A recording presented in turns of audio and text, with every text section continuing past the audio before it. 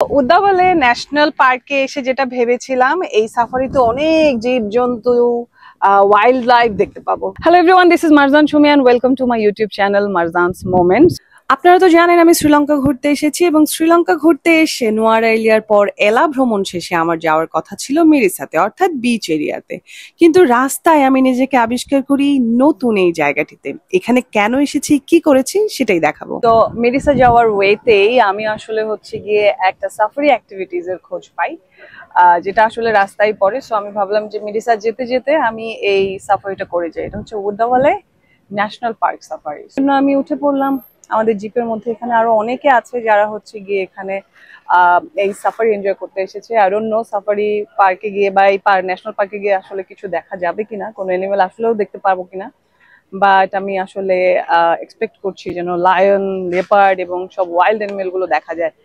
আমি এত বেশি লাকি ছিলাম যে পুরো জিপে আমি একাই ছিলাম আর আমার ড্রাইভার ছিল সামনে। তবে আমার এত বিরক্ত লাগছিল যে আমি শুধু জিপের পর জিপ দেখছি, টুরিস্টের পর টুরিস্ট দেখছি, কোনো জন্তু জানোয়ার আমি দেখতে পাচ্ছি না।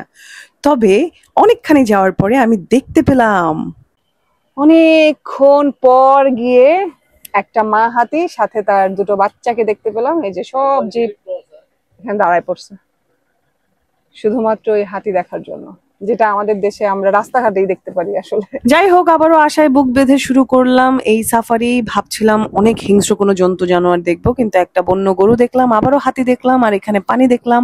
পানির মধ্যে বক উড়ে যাচ্ছিল, পাখি উড়ে যাচ্ছিল। এখানে অনেকগুলো জীব সারিবদ্ধভাবে দাঁড়িয়ে আছে, কারণ তারা হাতি দেখতে পেয়েছে, কারণ তারা ইউরোপ আমেরিকা থেকে এসেছে। তারা সচরাচর হাতি দেখে না, কিন্তু আমি আমাদের দেশের রাস্তাঘাটে হাতি দেখি। এখানে যে কুমিরটা আছে সে কুমিরটা ভাবছিল যে কখন এই হাতি দুইটা নামবে, এই হাতি দুইটাকে খেয়ে ফেলবে, গিলে ফেলবে। I am kidding. 18,000 এলারকে দিয়েছি আমি এইগুলা দেখার জন্য। এই পুরা পার্কে কিছুই নাই আসলে। প্লেস গুলোতে বিভিন্ন ধরনের স্ক্যাম হয়, আর আমার কাছে মনে হলো যে এটাও একটা স্ক্যামের মতোই। কারণ অনেক ধরনের অনেক পশু পাখি দেখাবো বা দেখতে পাবো এরকমই একটা আশ্বাস দিয়ে আসলে গিয়ে এই অ্যাক্টিভিটিস এর জন্য সবাইকে বলা বা অ্যাডভার্টাইজটা এভাবে করে দেওয়া। বাট মূলত এই পার্কে আসলে এটা একটা ন্যাশনাল পার্ক এবং এটা অনেক বড়, 31,000 হেক্টর মেবি এখানে জায়গা, অনেক বড় একটা জায়গা। এবং এখানে আসলে গিয়ে আপনি হাতি ছাড়া আর ম্যাক্সিমাম কুমির ছাড়া তেমন কিছু একটা দেখতে পাবেন না। কিছু সাদা বক আছে, 2-4টা ময়ূর আছে।